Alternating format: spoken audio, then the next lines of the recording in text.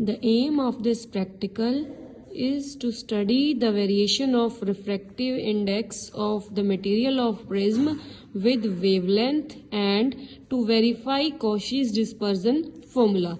The formula we have used here is mu is equal to A plus B upon lambda square, where mu is the refractive index of the material of prism and lambda is the wavelength of light. A and B are two constants whose values is given by B. ये हमारे पास A और B है जिनकी values इस तरह से given है. यहाँ पे μ1 और μ2 है जो है वो है refractive indexes of wavelength lambda 1 and lambda 2 respectively. अब म्यू जो है उसको हम किस फॉर्मूले से कैलकुलेट कर सकते हैं?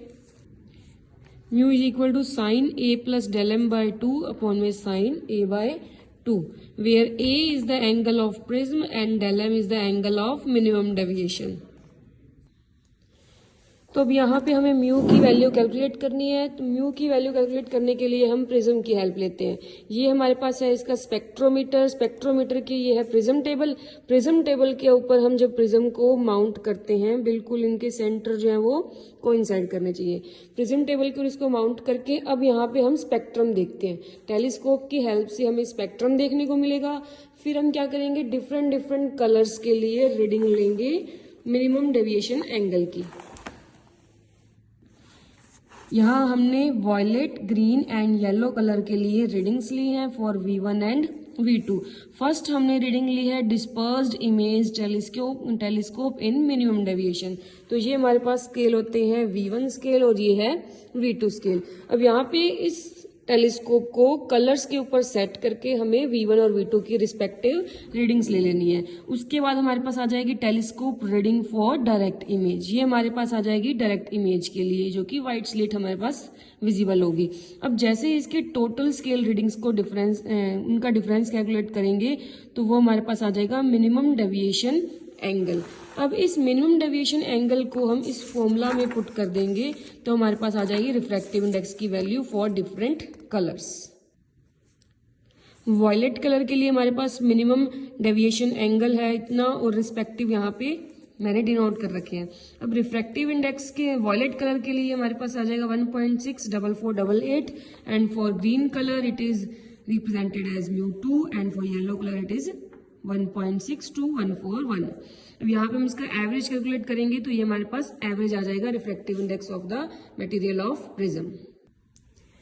अब हमें इसी जो वॉयलेट कलर, वॉयलेट, रेड और येलो जिसके लिए हमने रिफ्रैक्टिव इंडेक्स निकाला था उसी के रिस्पेक्ट में हमें वेवलेंथ भी चाहिए. तो वेवलेंथ फाइंड आउट करने के लिए हम इस ग्रेटिंग का यूज करते हैं. इस ग्रेटिंग एलिमेंट को हम प्रिज्म टेबल पे माउंट कर देते हैं कुछ इस तरह. अब क्या करेंगे हम, सेम यहाँ पे हमें लेफ्ट हैंड साइड और राइट हैंड साइड यहाँ पे हमें सेम स्पेक्ट्रम देखने को मिलेगा. फिर हमें क्या करना है, violet, red and yellow colour के लिए रिस्पेक्टिव रीडिंग्स नोट करनी है. तो वेवलेंथ फाइंड आउट करने के लिए हमारे पास ये फॉर्मूला है lambda is equal to A plus B sine theta upon n, where A plus B is the grating element, theta is the angle of diffraction and n is the order of spectrum. तो इस फॉर्मूले की help से हम lambda calculate करेंगे. तो यहाँ पे हमने वॉयलेट, ग्रीन और येलो कलर के लिए V1 और V2 की रीडिंग नोट कर ली है जो कि लेफ्ट साइड भी है और राइट साइड भी है. अब इन दोनों का डिफरेंस लिया तो वो हमारे पास इक्वल आ जाएगा 2 थीटा के, जिसको हाफ करेंगे तो थीटा और एवरेज ले लेंगे. तो ये हमारे पास रिस्पेक्टिव कलर के लिए एंगल की वैल्यू आ गई. अब इसे हमने थीटा इस फॉर्मूला में पुट करना है तो हमारे पास लैम्डा आ जाएंगे.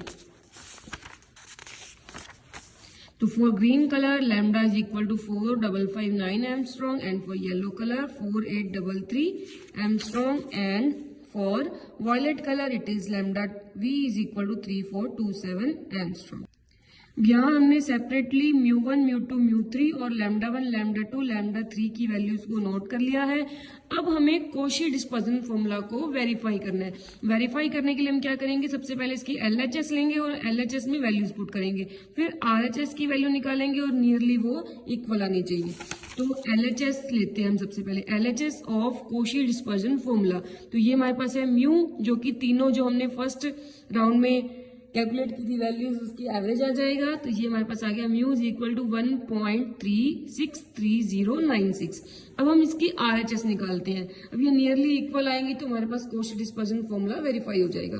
RHS इसकी है A plus B upon lambda square, where B is equal to μ1 minus μ2 upon में 1 upon lambda 1 square minus 1 upon में लैम्डा 2 स्क्वायर। तो μ1 और μ2 की वैल्यूज हमने कैलकुलेट कर रखी हैं, उसको हमने यहाँ पे पुट कर दिया, और लैम्डा 1 लैम्डा 2 की वैल्यू को भी हम यहाँ पे पुट कर देंगे। तो लिटिल बिट कैलकुलेशन के बाद हमारे पास कैपिटल B की वैल्यू आ जाएगी। सेम इसी तरह से हमें A की वैल्यू निकालनी है। अब A की वैल्यू 1 मतलब वॉयलेट कलर के लिए आ जाएगी, और सेम ही ये इक्वल होता है रेड कलर या फिर ग्रीन कलर वॉयलेट कलर के लिए। फिर हम यहाँ से पहले A की वैल्यू निकालेंगे 1 के लिए, तो वो A1 आ जाएगा।